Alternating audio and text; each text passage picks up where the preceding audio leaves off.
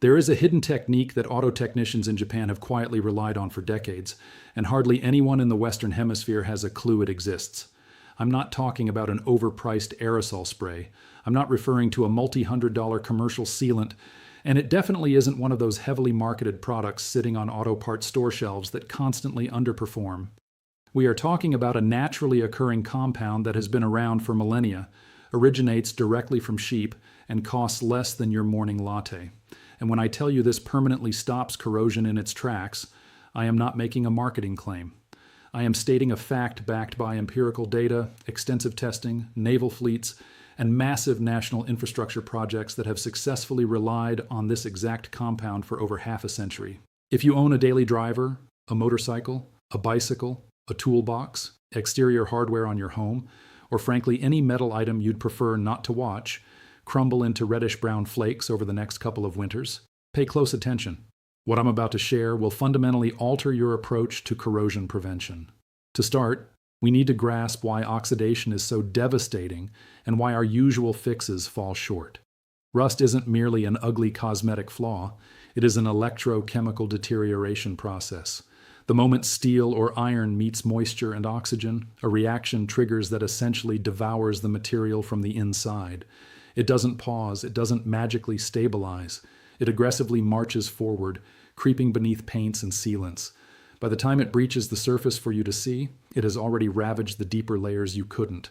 In highly humid zones, coastal territories, or areas where winter means heavily salted roads, this destruction accelerates 3 to 5 times faster.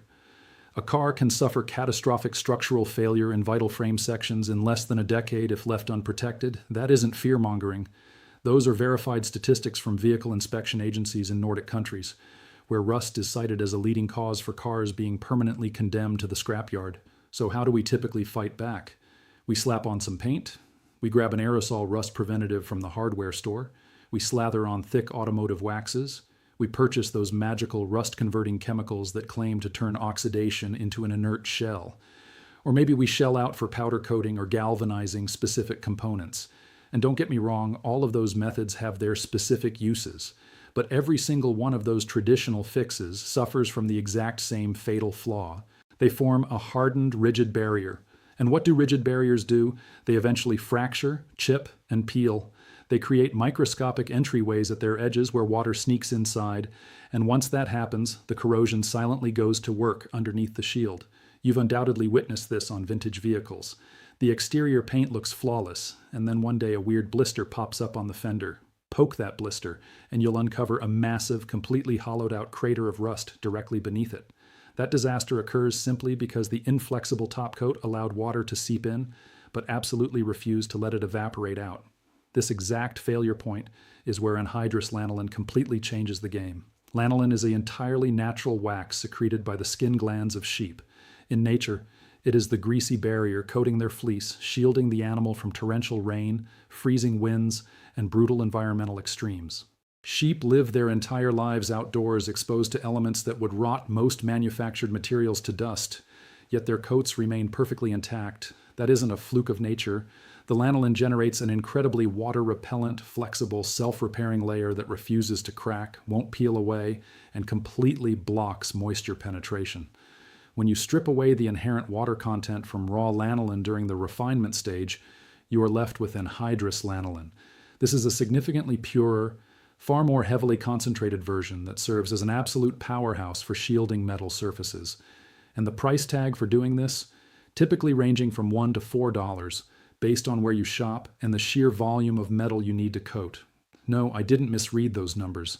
Now let's explore why automotive technicians in Japan are particularly renowned for this practice. Japan hosts some of the most unforgiving environments for bare metal on Earth. They deal with severe coastal moisture, torrential rainy seasons, salty ocean air, and northern territories that aggressively salt their highways every winter. Despite this, when you inspect automobiles maintained by Japanese mechanics over decades, especially within classic car groups and rural garages passed down through families, you uncover a fiercely dedicated culture of lanolin rust proofing. You won't catch it on a television commercial. It is an inherited trade secret. It's pure, unadulterated shop wisdom. The oldest guys in the garage know that the highly affordable, decidedly unglamorous trick is very often the one that truly holds up. and lanolin stands as the ultimate testament to that rule. But we aren't just relying on mechanic folklore here. The verifiable evidence reaches much deeper into history and operates on a massive scale. Back in World War II, military technicians were desperately hunting for a reliable, permanent corrosion block for machinery deployed in sweltering, moisture-dense jungle environments. They threw lanolin-based concoctions into the ring against man-made alternatives, and the final results were a blowout. Lanolin absolutely crushed the competition in prolonged, extreme humidity testing chambers. After the war concluded, numerous maritime defense branches, such as the Royal Australian Navy and various wings of the American Military Supply Network, adopted lanolin treatments to shield everything from naval deck rigging to ammunition depots. We actually have verified reports of lanolin-slathered components being pulled apart and inspected after 20 years of abuse in brutal saltwater climates, displaying practically zero oxidation. Beyond the military, civil engineering sectors in New Zealand and Australia have sprayed lanolin on their highway bridges and structural underbellies for decades, consistently passing independent rust audits with flying colors. So, what exactly makes it outperform the standard canned stuff? The magic is entirely in its chemical relationship with both the steel and the water. Lanolin doesn't simply rest on the surface the way a coat of paint would. It actually seeps deep into the microscopic crevices and textural flaws of the metal itself. It forms a widespread low-tension bond, filling in every invisible pocket where condensation might otherwise hide. It is also intensely hydrophobic, right down to the molecular level. It actively fights and repels moisture, rather than just acting as a dumb wall that water will inevitably find a way behind. But here is the feature that elevates it into a league of its own. It self-repairs. If a piece of gravel scratches your lanolin-coated chassis, the surrounding grease gradually flows right back over that exposed scratch. It isn't a brittle, hard shell that fractures permanently the moment it takes a hit. It acts as a dynamic, moving barrier that constantly adapts. On top of that incredible feature, lanolin refuses to cure or dry out over time. That specific trait is wildly important for moving components, threaded fasteners, mechanical joints you'll eventually need to unbolt, or any metal that naturally swells and shrinks as the temperature fluctuates. Have you ever attempted to loosen a nut on a chassis that's spent a decade marinating in road salt and dampness? Usually, you just can't. The oxidation has effectively fused the metal threads into a single solid piece.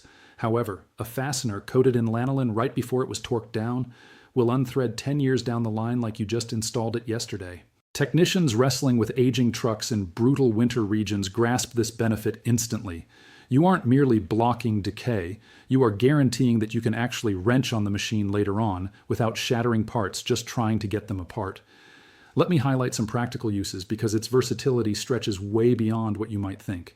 On an automobile, you should coat the entire belly of the car, every bare metal bracket under the hood, the door latches, exposed nuts and bolts, your tow hitch, brake caliper mounting bolts, the battery posts, and absolutely any spot where two dissimilar metals contact each other, since galvanic corrosion between mixed metals is notoriously ruthless. For motorcycles, the drive chain, the sprockets, and all the lower hardware will see massive benefits. If you wipe down your rakes and shovels with it before winter storage, those garden tools will look brand new come springtime.